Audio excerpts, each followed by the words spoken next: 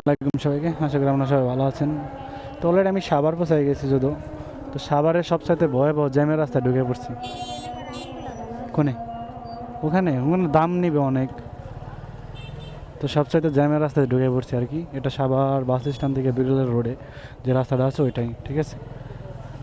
কঠিন জ্যাম পড়ে ভাই, এখান থেকে আপনার স্ট্যান্ডে যাইতে মনে করেন যে আমার 1 ঘন্টা লেগে যেত, এই অবস্থা। তো এত পরিমাণ জ্যাম পড়ে, ঠিক আছে। আইগান ভাই, যা পাইছেন যান, আর কি করবেন? আল্লাহ রিজিকে যা আছে তার থেকে বেশি পাইবেন নাকি? যান যান যান। মানে এখানে এসে দাঁড়ায় সবাই, কি একটা জ্যামের অবস্থা দেখেন। এখানে প্যাসেঞ্জার তোলার লেগে মানুষ দাঁড়ায় রয়েছে, মানে প্যাসেঞ্জারের লেগে অপেক্ষা করতেছে। কি করতাম আর, রানিং রোডে দাঁড়ায় দাঁড়ায় প্যাসেঞ্জার তোলে তারা। রেশাল কিছু বলার মতো কেউ নাই।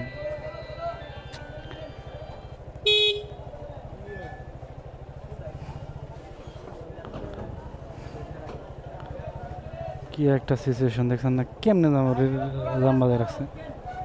তো সাভারবাসী গেলে কি করে আল্লাহ জানে।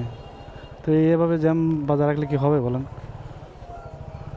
মোট এখান থেকে গাড়ি ঘোরানোর প্ল্যান করতেছে, মানে গাড়ি ঘোরাবে, কিছু করে নেই যাবার। কি একটা অবস্থা রে ভাই, জুতার দোকান। তো এখানে কি গাড়ি ঘোরানোর জায়গা ওনার? মানে এখানে উনি এখানে গাড়ি ঘোরানোর জন্য ওয়েট করতেছে। কি কইতাম কন, কি একটা জ্যাম, আধা ঘন্টা লাগে এই জ্যাম ছাড়াতে। প্রত্যেক দিন মনে করেন যে এখান দিয়ে আসলে প্রতি বৃহস্পতিবার আমি যখন এখান দিয়ে আসি, তো এইখানে অলরেডি জ্যামে পড়ে যাই। আর কোনো জায়গায় জ্যামের নাম বলে এখান থেকে জ্যাম পড়ে। তো এখানে দেখেন যে কীভাবে গাড়ি ঘোরায় তারা প্যাসেঞ্জার তুলে চলে আসতেছে, আর রাস্তা অর্ধেক ব্লক করে রাখছে তারাই।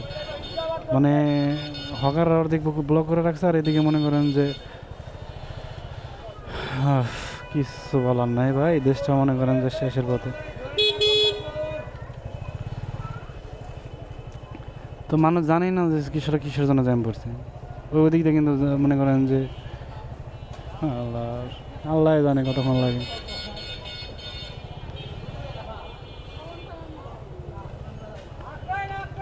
ঠিক আছে, এই যে প্রত্যেকটা রিক্সাওয়ালা দেখতেছি মনে করেন যে এখান থেকে পেছন।